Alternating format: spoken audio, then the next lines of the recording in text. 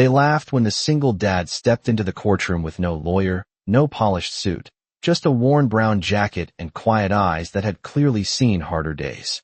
The sound echoed softly through the wooden benches as people leaned toward one another, whispering, already convinced they knew exactly who Michael Carter was. To them, he looked like every small-town mechanic who had wandered into the wrong building. But what no one in that room understood yet was that sometimes the quietest man in the room carries the heaviest truth. The fluorescent lights hummed overhead, casting pale reflections across the marble floor of Jefferson County Courthouse. Michael stood beside a woman who looked even more out of place than he did. Sarah Bennett kept her hands folded tightly in front of her coat, the fabric thin from too many cold nights spent outside. Just 2 months ago, she had been sleeping on a bench near St. Matthew's Church, invisible to nearly everyone who walked past her. Everyone except Michael. The prosecutor adjusted his tie and glanced toward the jury with a confident smile that had likely won him dozens of easy cases before this one. Ladies and gentlemen, he began smoothly. This is a story about manipulation. A struggling man who saw opportunity in a vulnerable widow. A few quiet chuckles rolled through the gallery. The accusation hung in the air like dust caught in sunlight. According to the lawsuit filed by billionaire Victor Bennett, Michael Carter had taken in his sister-in-law, Sarah Bennett, not out of kindness, but out of greed. Victor claimed Michael had been carefully positioning himself to gain control over a multi-million-dollar inheritance left behind after Sarah's husband passed away. To the people listening, the story sounded simple. Too simple. Judge Olivia Grant watched from the bench, her expression neutral, though her sharp eyes studied Michael more closely than anyone else in the room. "Mr. Carter," she said calmly, "you understand you have the right to legal representation." Michael nodded once. His voice was steady when he spoke. "Yes, Your Honor. And you're choosing to represent yourself?" Another quiet ripple of laughter drifted through the courtroom. A mechanic acting as his own attorney was almost too good to believe. Michael didn't react to the laughter. He simply rested his hands on the wooden table in front of him, the same hands that spent most days fixing engines and tightening bolts. Outside the tall courthouse windows, the afternoon sun stretched long shadows across the parking lot, where his old pickup truck waited beside a row of polished luxury sedans. Two completely different worlds separated by barely 20 feet of asphalt. The prosecutor began pacing slowly across the floor, building his case piece by piece. "Mr. Carter found a homeless widow and inserted himself into her life," he said confidently. "And now he expects this court to believe it was nothing more than kindness." The room nodded along. It sounded believable, until Michael lifted his eyes and looked directly at the witness stand where Victor Bennett sat with quiet confidence. His expensive suit perfectly pressed, his watch glinting beneath the courtroom lights. Michael took a slow breath, then spoke just loud enough for the room to hear. "Your Honor," he said calmly, "may I cross-examine the witness?" The room shifted. The laughter faded. And for the first time since the hearing began, the courtroom grew very, very quiet. For a moment no one spoke after Michael Carter asked to question the witness. The silence was subtle at first, like the pause before rain touches dry pavement. Judge Olivia Grant leaned slightly forward behind the bench, studying the man standing alone at the defense table. The prosecutor cleared his throat and tried to recover his confident rhythm, but the room had shifted. Something about Michael Carter did not match the story that had been painted only minutes earlier. Victor Bennett adjusted the cuff of his tailored jacket and leaned back in the witness chair with quiet amusement, as though the entire situation was beneath him. His presence carried the easy authority of a man used to boardrooms and private flights, not small-town courtrooms filled with creaking benches and buzzing fluorescent lights. Michael walked slowly toward the center of the room. His boots echoed softly across the polished marble floor, the same boots he wore every day at Carter Automotive on the edge of town. People in the gallery watched with curiosity, now instead of laughter. The judge nodded once. "You may proceed, Mr. Carter." Michael glanced briefly toward Sarah Bennett before turning back to the witness stand. Sarah sat quietly at the table behind him, her hands folded tightly in her lap, as if she was still unsure whether she truly belonged inside. A courthouse instead of the cold church steps where Michael had first found her. The memory returned to him clearly even now. It had been late November, the kind of night when the wind rolled through Jefferson County, carrying the sharp bite of early winter. Michael had just closed the garage after a long day repairing pickup trucks and farm equipment. His daughter Emily had been waiting in the passenger seat of his old Ford truck with a blanket wrapped around her shoulders. They had stopped near St. Matthew's Church because Emily insisted on dropping off leftover soup from dinner for the small food pantry beside the building.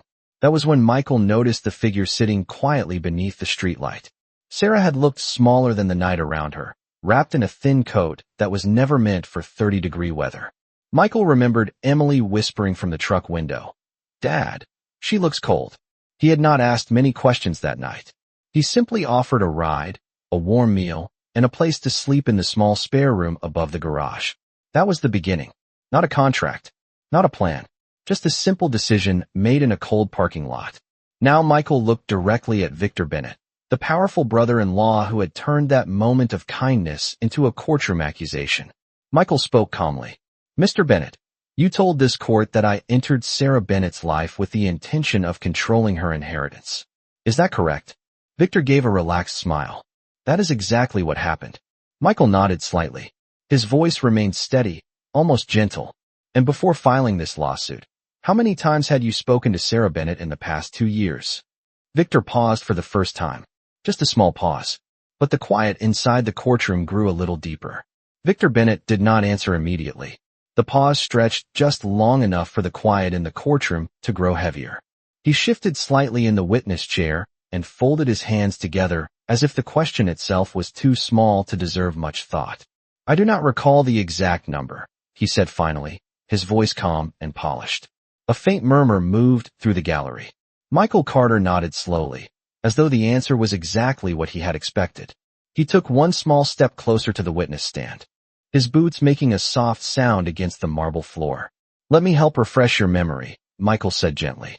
"Would it surprise you to learn that the last recorded phone call between you and Sarah Bennett happened 2 years and 3 months ago?" Victor's confident expression tightened for just a moment before he answered. "Our family has had complicated circumstances." Michael did not argue. He simply continued, his voice steady and patient. "And in those 2 years and 3 months, how many times did you visit her in person?" Victor looked toward the prosecutor as if waiting for an objection that did not come. The prosecutor adjusted his papers, but remained silent. Judge Olivia Grant watched closely, her pen resting against the legal pad in front of her. Victor cleared his throat. "My schedule is extremely demanding." Michael nodded again. "So that would be 0 visits. Is that correct?" Another pause. Victor finally gave a small shrug. "If you wish to frame it that way." Michael allowed the answer to hang in the air for a moment. The people seated behind the railing began leaning forward now, their earlier amusement replaced with quiet curiosity. Michael spoke again, calm and deliberate. "Mr. Bennett, you told this court that you are deeply concerned for your sister-in-law's well-being, that you believe she has been manipulated, that she has been taken advantage of by a mechanic who offered her shelter." Victor gave a confident nod. "That is exactly my concern." Michael walked slowly back toward the defense table and picked up a thin folder. He did not open it yet. Instead, he turned back toward the witness stand. "You say you are concerned," Michael continued, "yet you did not know where Sarah Bennett had been living for the past 2 winters. Victor's jaw tightened slightly. "I trusted others to manage family affairs." Michael looked toward the judge. "Your Honor, may I approach the witness?" Judge Grant nodded. "You may." Michael walked forward and placed the folder gently on the edge of the witness stand. The paper inside shifted softly. "These are copies of the emergency shelter logs from St. Matthew's Church," Michael explained calmly. "They document every individual who received food, blankets, or temporary shelter during the winter months." Victor glanced down at the papers without touching them. Michael continued, his voice quiet but clear. "Sarah Bennett's name appears here 14 times last winter alone." The room grew still again. Michael let the silence settle before he asked his next question. "Mr. Bennett, if you were truly concerned about her safety, how did your own sister-in-law spend 14 nights at a church shelter less than 3 miles from your private residence without you noticing?" Victor Bennett's confident posture shifted for the first time. And somewhere in the back row, someone who had laughed earlier stopped smiling. Victor Bennett did not answer right away. His eyes moved briefly across the pages on the witness stand, then back toward Michael Carter. The calm confidence he had carried into the courtroom was still there, but now it felt thinner, like polished glass that had just begun to crack. I am not responsible for monitoring every location my sister-in-law chooses to visit, Victor finally replied. His tone remained smooth, but it lacked the easy certainty it had only minutes earlier. Michael Carter nodded slowly, as if acknowledging the answer without needing to argue with it. He did not raise his voice. He did not rush his words. Instead, he allowed the quiet inside the courtroom to do most of the work for him. That makes sense, Michael said gently. People make their own choices. He stepped back toward the defense table and rested his hands on the edge of the wood. The courtroom remained silent except for the faint hum of the overhead lights. But there is something else I would like the court to understand, Michael continued. When I met Sarah Bennett, she did not tell me who she was. She did not mention an inheritance. She did not mention your name.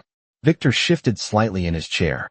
The prosecutor leaned forward, preparing to object, but Michael continued before the moment could break. The first thing she told me that night was much simpler, Michael said. His voice softened slightly as the memory returned.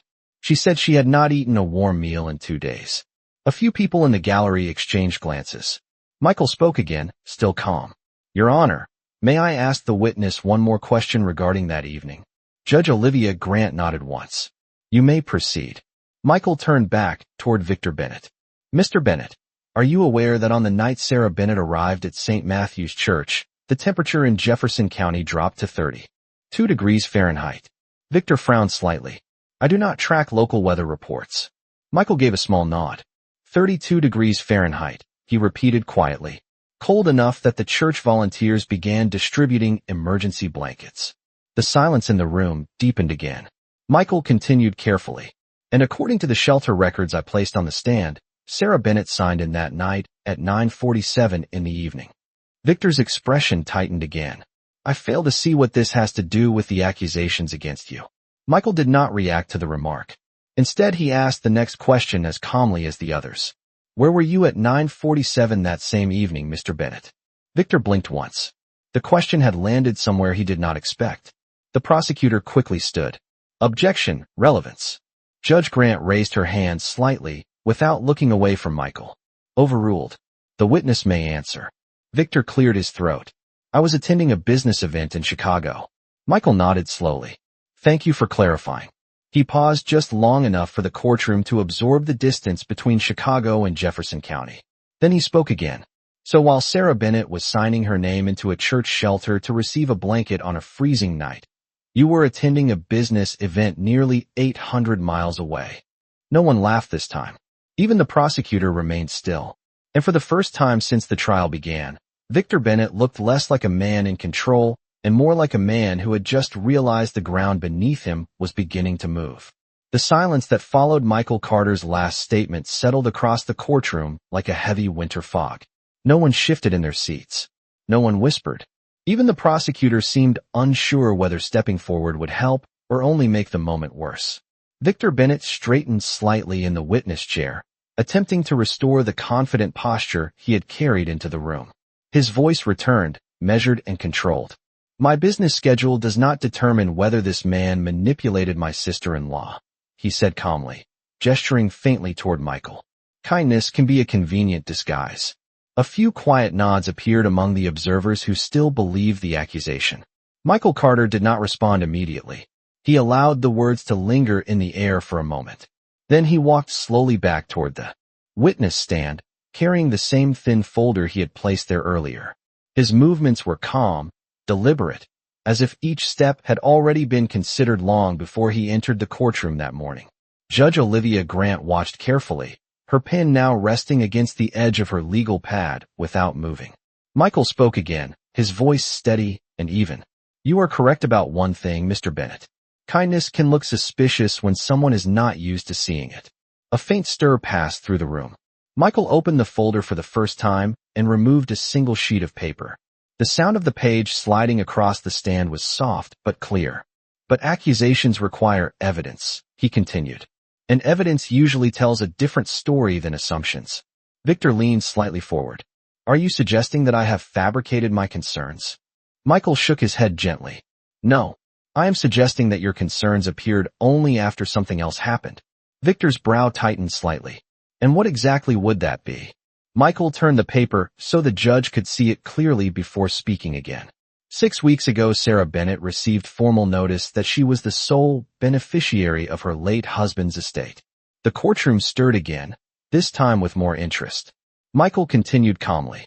According to the documents filed with the county probate office, that estate includes multiple investment accounts, a residential property, and several commercial holdings. Victor's confident expression returned for a moment, which is precisely why she requires protection from individuals who may attempt to influence her decisions. Michael nodded slowly. Protection, he repeated quietly.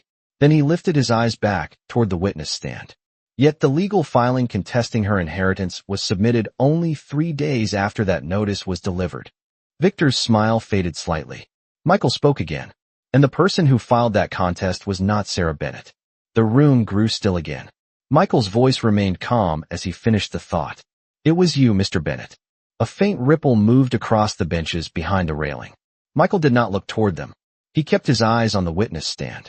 So perhaps the real question before this court is not whether a mechanic offered a homeless widow a warm place to stay, he said gently. Perhaps the real question is why a man who had not spoken to his sister-in-law for more than 2 years suddenly became deeply concerned about her financial future the moment she inherited several $1 million. Victor Bennett opened his mouth to respond, but for the first time since the trial began, the answer did not come quickly. And in the quiet that followed, the courtroom began to understand that the story they had believed at the start of the hearing might not be the real story at all. Victor Bennett finally spoke, but the confidence that once filled his voice had faded slightly, like a polished surface losing its shine under bright light. That inheritance rightfully belongs within the family, he said carefully. My concern is that my sister-in-law has been influenced by someone who suddenly appeared in her life. The prosecutor nodded as if the statement restored balance to the room, but the energy in the courtroom had already shifted. Michael Carter did not argue with the words. He simply looked toward the judge, then back to the witness stand. His voice remained calm, measured, almost patient. Your Honor, the witness just used an interesting phrase. Someone who suddenly appeared. Judge Olivia Grant lifted her eyes slightly. Go on, Mr. Carter. Michael turned back to Victor Bennett. You believe I suddenly appeared in Sarah Bennett's life 6 weeks ago? Victor gave a firm nod. That is correct. Michael rested one hand lightly on the witness stand. Then allow me to clarify the timeline. The room grew quiet again. Michael spoke slowly, so every word settled clearly into the silence. Sarah Bennett first arrived at St. Matthew's Church 3 months before that inheritance notice was delivered. Victor frowned slightly. Michael continued. 2 weeks after that, she began volunteering in the church kitchen to help serve meals to other people who needed them. A faint murmur passed through the gallery. Michael's voice remained steady. And 1 month after that, she started working part-time at Carter Automotive. Victor's eyes narrowed slightly. Working? Michael nodded. Yes. Organizing invoices. Answering the phone. Sweeping the shop floor when the day ended. The prosecutor leaned forward. Objection, Your Honor. The defendant is attempting to build sympathy. Judge Grant raised her hand gently. Overruled. Continue, Mr. Carter. Michael turned back to the witness stand. So if we are being precise, Mr. Bennett, I did not suddenly appear in Sarah Bennett's life when she inherited money. Victor said nothing. Michael continued calmly. I appeared when she needed a meal, when she needed a blanket, when she needed a place to stand long enough to rebuild a life that had collapsed. The courtroom remained silent. Michael allowed a moment to pass before speaking again. But there is something else this court should understand. He reached into the folder again and removed another document, holding it carefully so the judge could see the heading printed across the top. This is a notarized employment record filed with the county clerk 2 months ago. Victor leaned forward slightly, trying to read the paper from where he sat. Michael continued. It confirms that Sarah Bennett was employed at Carter Automotive for 8 hours per week. The prosecutor frowned. What relevance does that have? Michael answered without hesitation. It means she was not dependent on me. The words hung in the air. Michael's voice remained calm. She worked. She earned money. She paid for her own groceries. She stood on her own feet long before anyone mentioned an inheritance. The quiet in the room deepened again. Michael turned slowly back toward Victor Bennett. So perhaps the real question is not why I helped Sarah Bennett. He paused, letting the silence build around the thought. Then he asked the question that settled over the courtroom like a sudden drop in temperature. Perhaps the real question is why the only person who never helped her is now the person claiming to protect her. Victor Bennett did not answer immediately. And for the second time that morning, the courtroom began to realize that the story they had believed was slowly unraveling in front of them. Victor Bennett remained silent for several seconds after Michael Carter's question, and that silence slowly began to carry more weight than any argument that had been spoken earlier. The man who had entered the courtroom with quiet confidence now sat perfectly still in the witness chair, his fingers resting against the edge of the wooden rail as though he was measuring every word before allowing it to escape. Finally, he leaned back slightly and forced a faint smile that looked more rehearsed than natural. "Your Honor," Victor said carefully, turning slightly toward Judge Olivia Grant. "The defendant is attempting to distract this court from the simple fact that my sister-in-law is emotionally vulnerable. That makes her easy to influence." A few people in the gallery nodded again, but the response was weaker than before. The earlier certainty had begun to dissolve. Michael Carter did not interrupt. He simply stood beside the witness stand with the same calm posture he had carried throughout the hearing. His voice remained steady when he spoke again. "Emotionally vulnerable," Michael repeated quietly, as if examining the phrase itself. He nodded once. "That may be true." Victor's eyes brightened slightly, believing the admission had shifted the balance back in his favor. But Michael continued speaking before the moment could settle. "When someone loses a spouse, loses their home, and spends months wondering whether the next meal will come from a church kitchen or not at all, vulnerability is a natural result." The courtroom grew still again. Michael's tone never changed. He did not sound angry. He did not sound defensive. Instead, he sounded like a man describing simple facts that required no embellishment. "But vulnerability does not mean helplessness," he added calmly. Victor's smile faded again. Michael turned slowly toward the defense table and looked briefly at Sarah Bennett. She sat quietly with her hands folded together, her shoulders slightly tense beneath the soft gray coat she had worn since the morning began. She had barely spoken since the hearing started, but her eyes had followed every word exchanged between the two men. Michael looked back toward the judge. "Your Honor, with the court's permission, I would like to ask Sarah Bennett a single question." The prosecutor stood immediately. "Objection. The defendant cannot simply shift testimony whenever it suits him." Judge Grant lifted her hand gently before the argument could continue. Her voice remained calm but firm. "Overruled. This court is interested in the truth. Mr. Carter may ask his question." A quiet ripple moved through the courtroom. Michael stepped away from the witness stand and approached the table where Sarah Bennett sat. He did not stand too close, and when he spoke his voice carried the same respect he had shown since the hearing began. "Sarah," he said softly, "when you first arrived at St. Matthew's Church that night, did you know anything about the inheritance your husband left behind?" Sarah shook her head slowly. Her voice was quiet but clear enough to reach the microphone on the table. "No," she answered. Michael nodded once. "Did I ever ask you about money?" "No." Michael paused briefly before asking the final question. "Then why did you come to work at the garage?" Sarah took a small breath before answering, and when she spoke her voice carried something stronger than hesitation. "Because it was the first place where someone treated me like I still mattered." The words settled across the courtroom like a quiet echo. No one laughed. No one whispered.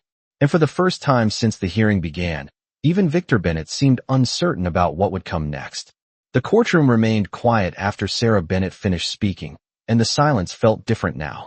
It was no longer the uneasy pause that followed an accusation. It was the thoughtful stillness that comes when people begin to reconsider what they thought they understood. Michael Carter stepped back slightly, giving Sarah space again at the table. He did not look toward the gallery or toward the prosecutor. Instead, he returned his attention to Judge Olivia Grant, whose expression had grown more focused with every word spoken during the hearing. The judge leaned back slightly in her chair, her eyes moving slowly from Michael to Victor Bennett and then back again. Victor cleared his throat and shifted forward in the witness stand as if determined to reclaim control of the conversation. "Your Honor," he said with careful composure, "sympathetic stories do not change the legal facts. My sister-in-law is the beneficiary of a very large estate, and it is entirely reasonable for a family member to question outside influence." The prosecutor nodded quickly, seizing the moment. Exactly, Your Honor. Mr. Bennett is simply attempting to protect the financial interests of his family. A few people in the courtroom murmured quietly again, but the sound lacked the earlier confidence it once carried. Michael Carter did not rush to respond. He walked slowly back to the defense table and picked up the folder he had been using throughout the hearing. The pages inside were now slightly bent from repeated handling, but he held them carefully as though every sheet carried weight beyond the paper itself. His voice remained calm when he spoke again. Your Honor, I agree that financial protection is an important matter. Victor Bennett gave a faint, satisfied nod, believing the statement supported his position. But Michael continued before the moment could settle, which is exactly why the next document I would like the court to review is relevant. He removed a thicker packet from the folder and stepped forward again. This is a certified copy of the estate management agreement filed last month. Judge Grant gestured toward the clerk, who stepped forward to receive the documents and deliver them to the bench. The judge began scanning the first page, her eyes moving carefully down the printed lines. Michael waited patiently while she read. Then he spoke again, directing his words toward the witness stand. Mr. Bennett, you testified earlier that your only concern is protecting your sister-in-law's inheritance. Victor nodded. That is correct. Michael folded his hands lightly in front of him. Then perhaps you can explain why this agreement lists you as the controlling manager of all estate assets for the next 10 years. The room grew quiet again, but this time the silence carried a sharper edge. Victor leaned forward quickly. That arrangement was recommended by our family attorneys. Michael nodded slightly. Yes, it was. He paused briefly before continuing. According to the agreement, that position grants you full control over investment decisions, property management, and annual disbursements. Victor's jaw tightened. Michael's voice remained calm. Including an annual management fee equal to 5% of the estate's total value. The prosecutor frowned and shifted his papers, realizing the direction of the conversation. Michael looked back toward the judge, which means that if this agreement remains in place, Mr. Bennett personally receives several $100,000 every year. The courtroom stirred again. Michael did not raise his voice. He simply asked the final question with the same quiet steadiness he had shown all morning.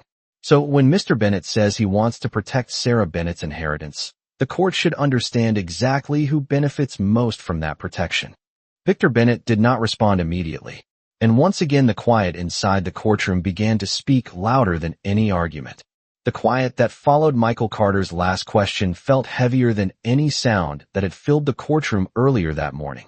Judge Olivia Grant slowly lowered the estate document onto the bench in front of her, her eyes moving again toward Victor Bennett. The confidence that had once defined his posture had faded. He sat rigidly in the witness chair, his fingers clasped together as if holding on to the last pieces of certainty he still had. The prosecutor stood, clearing his throat. Your Honor, he began carefully, my client's financial interest in the estate does not invalidate his concern for family welfare.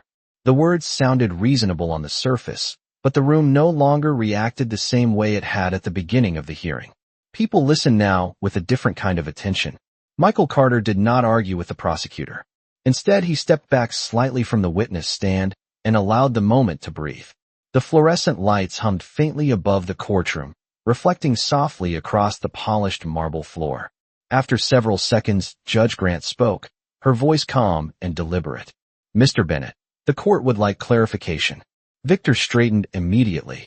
Of course, Your Honor. The judge folded her hands together on the bench. You testified earlier that your actions were motivated solely by concern for your sister-in-law's well-being. Victor nodded quickly. That is correct. Judge Grant glanced briefly at the document again before continuing. Yet the agreement presented to the court gives you significant financial authority over her estate for the next decade. Victor hesitated, then replied carefully. It was a responsible structure recommended by our attorneys. The judge nodded slightly, but her expression remained thoughtful. And did Sarah Bennett request that arrangement? Victor paused. The room became completely still again. It was arranged for her benefit, he said finally. Michael Carter lifted his eyes quietly toward the bench. Your Honor, he said gently, may the court consider one final fact. Judge Grant gestured for him to continue. Michael stepped forward again, his voice steady and calm. 2 months ago, Sarah Bennett asked the probate office for independent legal guidance regarding the estate documents. Victor's head turned sharply. Michael continued before anyone could interrupt. She requested that the management agreement be delayed until she could review it with a neutral advisor. The courtroom stirred again. Michael spoke slowly, allowing every word to land clearly. That request was denied. Victor's expression tightened. The prosecutor shifted uncomfortably beside the witness stand. Judge Grant leaned forward slightly. Denied by whom? Michael looked directly at Victor Bennett before answering. By the temporary estate manager already listed in the agreement. The meaning settled slowly across the courtroom. Judge Grant's gaze moved back to Victor. And that manager is you, Mr. Bennett. No one spoke. The silence stretched across the room like the final moment before a verdict is spoken. Judge Grant finally leaned back in her chair and looked toward the clerk. The court will take these documents under review. Then she turned her attention toward Michael Carter and Sarah Bennett. Her voice carried calm authority. Based on the testimony presented today, the court finds no evidence that Mr. Carter manipulated or exploited Sarah Bennett. A quiet ripple moved through the gallery. The judge continued. However, the estate management agreement will require further examination before any authority is granted. Victor Bennett sat motionless, his earlier certainty gone. Michael Carter did not celebrate. He simply nodded once and stepped back beside Sarah Bennett. For a long moment, no one in the courtroom spoke. And then, slowly, the room that had once laughed at a mechanic standing alone at the defense table fell completely silent.